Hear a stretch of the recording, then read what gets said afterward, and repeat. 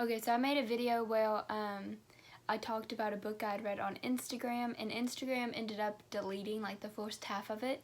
So I thought this time I would do it and post it on YouTube. That way it wouldn't get deleted, because apparently you can only post so many stories on Instagram. So just so it doesn't get deleted again, I thought I'd do it this way. So I read Stolen by the Fae, and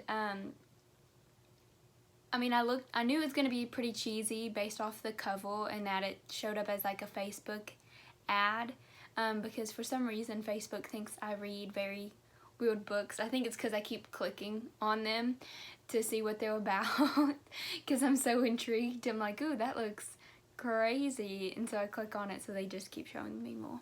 But I read it, and this one's a little different than the last one in that the last one I actually kind of enjoyed. Like, yes, it was cheesy. Yes, it played into, you know, some cliches, but I at least enjoyed myself. This one I did not, and I don't want to be mean or anything. I know, like, this book probably is popular for some people. They really enjoyed it. I just was not one of those people, and that doesn't mean the book's, like, terrible or anything, but it does mean it was not my cup of tea. So I think the problems start when they try world building. It's like this whole mystical world, but it never explains anything. We're just supposed to roll with it. But it never explains like what this world is even like. Like, I was confused the entire time. So the main character is Gia, and she is a human bodyguard. So like, fairies do exist, but I thought it was going to be one of those where like humans really didn't know fairies existed, and then he would come and try to like take her away or something like that. But no, like, they know. But also werewolves exist, or like shapeshifters. They can also be dragons, which is cool, and vampires.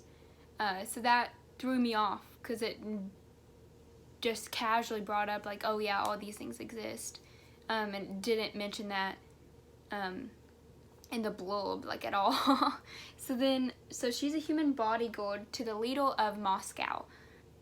So the names are like real life, but Moscow, apparently to be a leader there was a very big deal. Never explained, so I really don't know why it's a big deal. But she has to be a bodyguard for the girl there, and you'll see why later. And then it also follows Dante, who is the love interest, and he is the fairy. He is the fae that steals, since it's stolen by the fae. I love it, because right off the bat, this is how it starts out. The bartender's like, incoming heat missile, because G is at the bar. And I guess that's his way of saying like a good looking guy is approaching. Because then Dante walks in, and he was the missile. He was the heat missile. So I'm going to start using that now. Incoming heat missile. So here's when I start getting hints I'm probably not going to like this book. So he walks straight into the bar, and then she's sitting on a stool there, and he uses his arms to like cage her in like where she's sitting, like on either side of her. And she swivels around in the stool, and she sees that he is massive, and he just like doesn't move, and he stays like hunched over her. And I was like, is that supposed to be attractive? That sounds scary. I would be scared if a stranger just came up to me and did that. She is just overwhelmed by his attractiveness instead of being scared. So, and her fingers tremble, and the bottle of water slips from my grasp. I keep waiting for the crash of the bottle hitting the floor, except this gorgeous, otherworldly, and perfectly beautiful hunk of a guy swoops down and catches it. Edward Cullen vibes in this. He raises the bottle and holds it right in front of my nose. Yours? So he's like, did you drop this? Is this yours?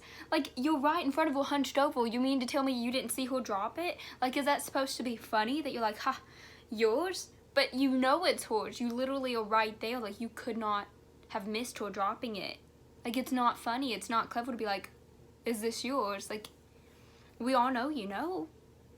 We all know it. So she's like, impressive catch. And he's like, I know. And this irritated me for some reason, because I was like, you are not Han Solo. You do not get to say that line. You do not get to say I know and make it seem clever and romantic. It was not. You caught a water bottle. Big deal. She says she's taken aback because charisma oozes out of his every pore, which I know the author's like trying to make that sound like attractive, but honestly it sounds like a skin condition. Like it weirds me out. I hate it when authors say things like it oozes out of every pore. Like that sounds disgusting. It sounds gross. Why do we use that? I don't understand. He realizes pretty quickly like this attraction is not normal, and he realizes, because it switches back from their point of view, and Dante realizes that wow, Gia, this is his mate, like this is his soulmate, but he doesn't want to be with her because he's in the middle of a very important mission. So now we suddenly learn that Dante is a spy. He's a spy on a mission, and she's a bodyguard, so you can tell pretty quickly they're probably on opposing sides. Not that they know that yet, but we can tell. So she realizes pretty quickly like he's probably a fairy, which means he's probably here to attack the person I'm guarding, because she's on the bad side of fairies, even though the person that she's guarding, the leader of Moscow, is the fairy herself. For some reason they don't get along. Like it explains it later. Dante, instead of like saying goodbye and being and explaining himself, he transports away. So apparently he has like powers as a fairy. He can just like transport himself different places. So he transports away, and we have Gia meet Jess, which is her teammate and her close friend. So it says that she's her close friend in it, but she doesn't tell Jess anything that happened, like meeting the fairy at all. So it makes me wonder how close they are, because I would definitely bring that up to a friend. Like, why would you not? So she doesn't tell Jess about Dante and a handsome fae encounter, or that she's worried that he's there on risky business, which Jess is also the bodyguard. Like, you would want to explain this, but she doesn't tell anybody. She's a bad bodyguard. Like, she's not good. Jess and G arrive to the royal palace in order to protect the ruler of Moscow. Sounds so weird to say. We realize there that there was some trouble there because the ruler of Moscow, her father passed away, and that's why she's now the ruler, and her father had been really bad to a lot of the other species. So he treated them all lesser than, like the shifters, he killed a lot of dragon shifters, the vampires, he treated everyone else lesser than. Now his daughter's trying to make up for that and get on their side. And so Dante's point of view, since he is Fae, it shows that the Fae leaders are mad that the past leader, the father that had passed away, did all these terrible things to give like a bad impression of the Fae. So you would think they would like the daughter now that she's trying to build those connections back. Instead they want to kill her, and I don't understand the reason behind it, because she's trying to undo what her father had done, and they're mad at her because of what her father had done. So why kill her? Like, why? We learned Gia is supposed to be like some sort of big deal because she graduated top of bodyguard class, even as a human, which is like a huge deal because all the other species like usually excel, and like humans don't even get into the program, but she not only got into the program, but she went to the top of her class. And I'm just asking, where are these skills? Because I have yet to see them, because she's keeping secrets, and she honestly doesn't seem that focused and driven. I'm concerned. Like, where did these magical skills go? So we meet Tristan, who is Dante's partner, his little spy partner. We learn from that Dante's nickname is Kill. His nickname is Kill, short for killer. This is the love interest. So we see that like Dante is thinking about the plan and what they're about to do, killing the leader of Moscow, and he talks about how Tristan, his partner, is too much of a pretty boy to truly blend in with crowds. But Dante says like he also has a problem blending in with crowds, but for a completely different reason. His reason is this. He says, I look too mean, too much of who I actually am. A cold-hearted man who loves to deliver that final blow and take people out. You mean to tell me that just looking at you, people can see, oh, that man likes to kill people? Like, he's mean, he loves to deliver that final blow? Is that supposed to be attractive to us? Are we supposed to be like, ooh, Dante's a bad boy? Because, like, I'll be honest. In books, I love it when the character, like, kills people. Like, maybe that's bad on me. But if they're the type of person that has blood on their hands, I'm like, cool. Okay? But most of the time, the authors don't have to say, like, they look a certain way. They just show, like, they're tough, you know? They do what has to get done. But here, she's like, I don't know, I get Zodiac Killer vibes. I get, oh, like, this man looks like a creeple. And that's the vibes I get from this. Like, oh, people look at him and they say, gonna watch my drink closely around him. Like, that's the vibes I get. So Dante goes to the palace to, you know, commit murder. So we switch back to Gia's point of view. She's on the stage being a gourd. Not really, because she's barely doing anything. She's up there gourding when all of a sudden Dante, like, transports himself on the stage. And he you know, you think you're just supposed to take him out quietly and leave, but he makes a very dramatic show of it. He's on the stage and he explains that he's doing this because her position to advance other species makes it to where she has to die. When before they were saying, like, how her father had treated them made Faye have a, you know, a bad name, and they hated that. But now they want to take her out for trying to build up other species. Like, it's the opposite of what was stated earlier. But anyways, he's on stage. He's doing a whole dramatic monologue instead of killing her. Like, just do it, bud.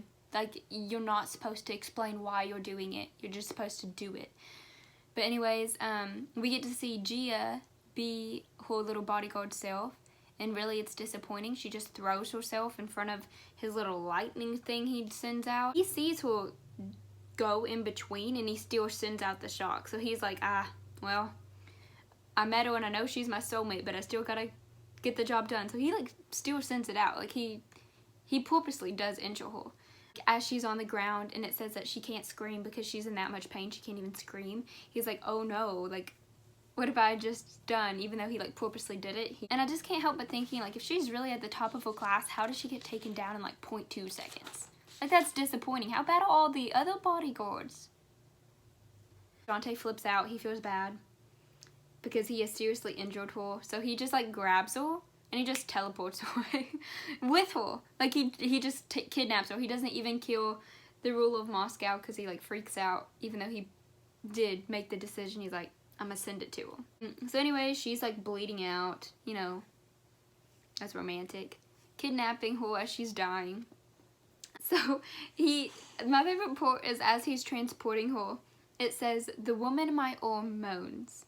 My heart races. I tighten my grip around my precious burden. My precious burden. Isn't that just a lovely little nickname there? Like, I hope my future spouse calls me their precious burden. Oh my goodness. I love it so much. At that second location, he brought her to, like, a safe house. He transported her there. He's like, no, like, I cannot let you die. I cannot let you go. Not like this. But, like, the thing is, like, he did this, so I don't understand why he's freaking out now. So in order to save her life, he has to have that mate bond connect, because then he can give her a little bit of his power and it will save her. So he does that so she can use his power to heal. She wakes up after, you know, healing and everything. She's still a little sore. She basically wakes up and she's like, you're an assassin. And he's like, not only, but yes. Like, is that supposed to be comforting? Like, oh, don't worry. Like, I'm not only an assassin, you know. I also write poems in my spare time. Like, this isn't comforting. And then he says, I saved your life. Does it count if you tried to kill her first? Like, if you're the reason her life needed saving, does it count? Like, I seriously, like, he really thinks he's a hero. But I don't think it counts. Like, you did this to her. It cancels out, bud. So, like, she gives him a little bit of sass for trying to, you know, kill the leader of Moscow, and he does not take it well. I think he expected her to be a little bit more grateful, even though he is the one that did this to her. So he throws a little tantrum, and he's like, I'm a trained warrior and part of the Fae Corps. Know what that means? I'm not allowed to show mercy, not even to myself. I curl my finger into a fist and then smash it into the wall near the shower door next to her face. I hate him. Like, she just woke up from almost dying. You're gonna throw a little temper tantrum and punch next to her face to be scary? Show her just how strong you are? Like, that's not cute. It makes me so mad. That sounds like a 3-year-old. Like, I was taught to have no mercy. And then they go throwing things when they don't get their way. Gia is concerned. She's like, how did you heal me? And Dante won't answer. Like, so he's not admitting to the bond.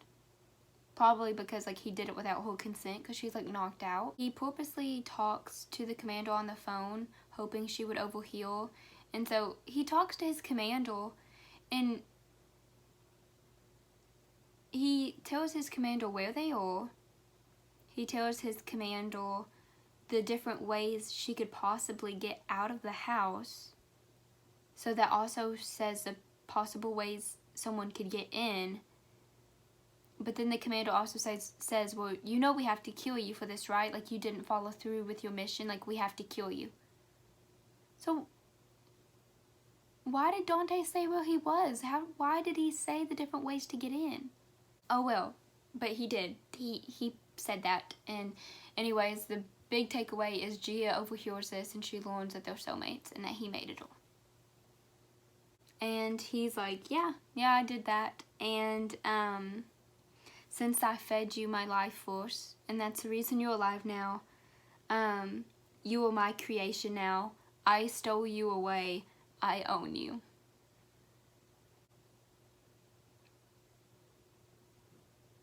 Okay, so Gia points out, like, you're holding me against my will. Basically, he tells her, like, listen, like, you can't leave, because if you leave and this bond isn't consensual, it will kill me. So, apparently, him opening up to that bond while she has not yet done that, like, if she doesn't accept, it will kill him, which just sounds so over the top. Like, imagine a guy coming up to you and being like, if you don't date me, I will die. Like, that's basically what's happening. Like, she doesn't know this man. That's a lot of pressure. That's how I would be at this point. Be like, okay, well then that is just a sacrifice I'm going to have to make, so I do not know you. So then they try to make it playful, and like they make a bet, like like she says, like, you'll let me go because you'll get so tired of me. He's like, you'll fall in love with me. And they see who will cave first.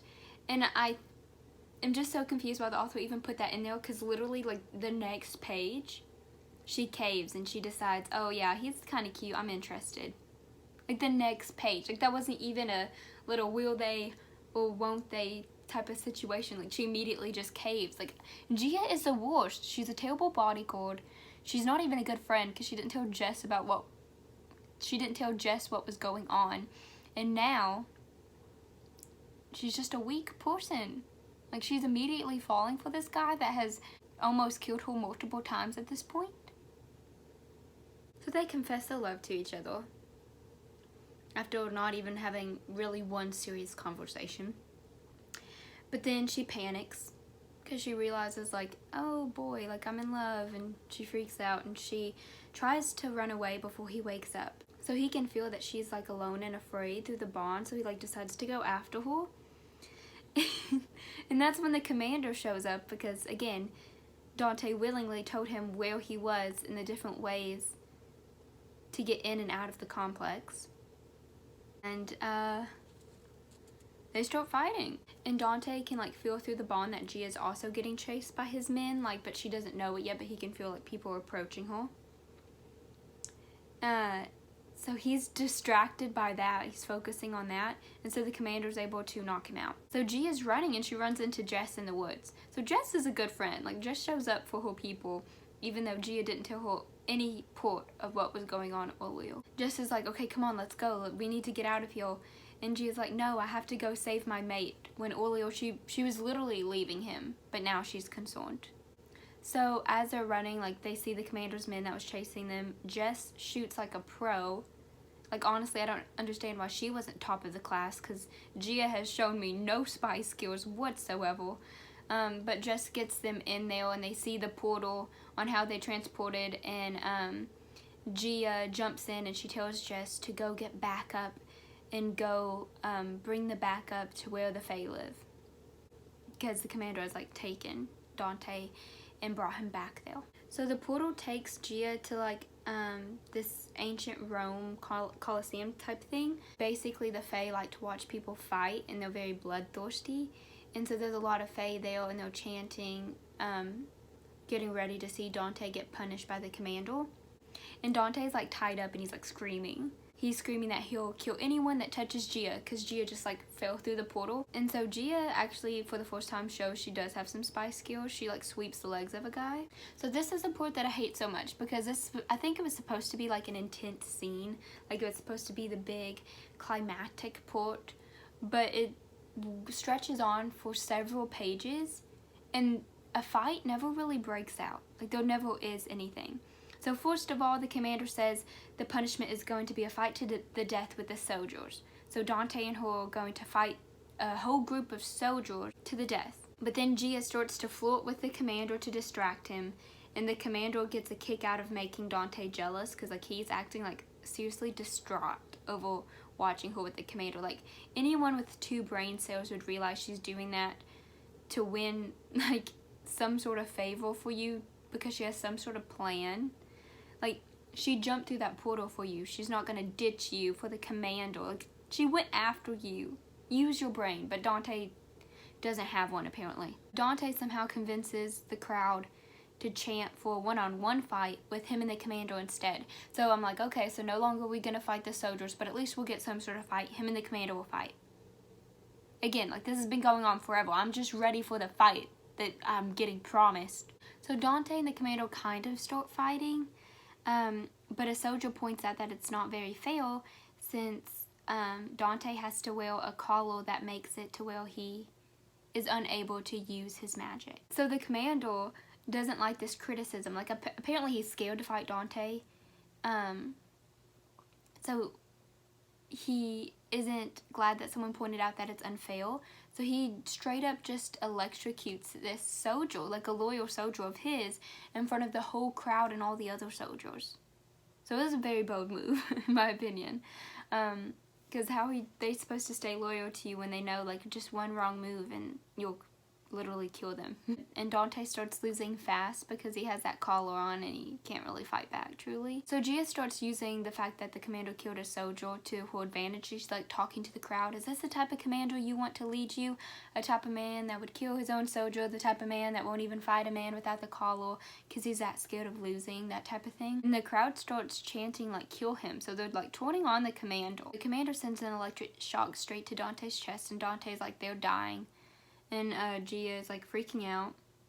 So somehow she sends the bond through to heal Dante. So Dante is like healed and he's able to like get up, and the collar is kind of broken, so he's able to shoot a shot at the commander. And the commander, like, upon seeing this, like, he's like, oh, like, this is actually a fight now. And so he just transports out of the arena. So there's really no fight. Like, it went on for 30 pages. Like, it just went on for way too long, and I was not interested. Like, it made it so boring. So Tristan shows up from the very beginning. He was like the pretty boy friend of Dante that was also a spy, and he explains that the commander had locked him up and all the other soldiers that were loyal to Dante so that they wouldn't try to help him. And they, you know, they were able to break out right as the fight ended, so that was good timing. So Gia's on the ground and she's like moaning in pain. I think like using the bond to heal him, like her in some way. I don't know. She's always moaning. She's always in pain. Dante brings her back to the safe house. which we already know isn't safe because the commander was already there once. The commander's already been there. Like, I don't know why he'd take her back because the commander knows how to get in there, but that's why he takes her. And he takes her there to heal because apparently it will take a few days. She learns that she is Port Fae now because of the bond. She accepted it. She loved him back. So it is also turning her into a Fae. And that makes her freak out because she's always been human, and that's a huge change. So she like has a complete freak out, and she's like, I can't do this, I can't be with you, like I can't be a fairy, I'm sorry. And then literally you turn to the next page and she's like, I can do this, I do love you, and it's gonna be okay. Like, now that she has healed, her and Dante go back to the arena, and it's made clear that he's kind of going to be the new commander since all the people kind of take his side now, and they view him as a stronger one, and since the commander like transported and yeeted himself out. So Dante makes it clear that they're still going to have fights, but it's no longer going to be to the death. That way the fairies still are somewhat entertained. Dante's actually going to fight his friend Tristan as an entertainment. So we learn that Dante is going to take a break from being a spy so he can focus on being the commander. So Tristan is going to get a new partner. And we see that the new partner he is going to have is Jess, Gia's best friend. So again, the author is trying to make me want to buy another book to see them fall in love. But it's not working because I don't care about any of these characters at all. At this point, I had liked Jess, and suddenly I don't like her any longer, because while the two are fighting, Jess is like, well, I want to make an impression on my new partner. And you would think it would be like she'd want to make a good impression, like she'd want him to like her. But no, she decides to do like a bend and snap move. And so she goes to the front of the arena and like does the bend and snap move. And all the fairymen lose their minds. Like, teach me your ways, Jess, because what on earth? Like, they literally start a fist fight over getting close to her. And so Tristan, like, he's like, why aren't people watching us fighting? Like, him and Dante take a small distraction break and like glance over, and he sees that Jess has started all this. And anyways, the distraction makes it to where Dante gets the upper hand and like beats up Tristan. I really don't understand it. And like, what she said she wanted to send him a message with this. What was the message? Was the message just, I'm hot? Because he could see that by looking at you if you would just wait a second, like meet him. Like he could probably see that with his eyes. If you're really like hot enough to cause a fight like you did. Like, just let him see it on his own. Like, what was the purpose? Why? Also, that's like mighty unprofessional. But that was a story. So there's a lot of world building that didn't make sense. A lot of, you need to buy this book and see this couple fall in love and this couple fall in love that I'm not falling for because I just don't care. Dante's a creep. He is abusive. He is angry all the time and constantly punching things. And there's lots of people that like these types of books, so I don't want to like hate on them. But that was not fun for me. But it's fun for a lot of people, but it was not fun for me. I think that's the nicest thing I can say. So a friend actually said I should close this out with saying sorry, because it's kind of my catchphrase, so sorry you had to watch this.